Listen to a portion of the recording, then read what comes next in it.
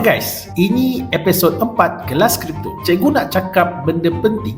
Scammer makin pandai dan ramai orang masih tertipu sebab rasa confirm untung. Salah satu paling bahaya sekarang, pick butchering scam. Dia mula dengan ajak borak biasa, lama-lama jadi rapat, lepas tu mula ajak labur kripto. Kononnya legit. Awal-awal bagi untung sikit, sampai mangsa tambah lagi duit.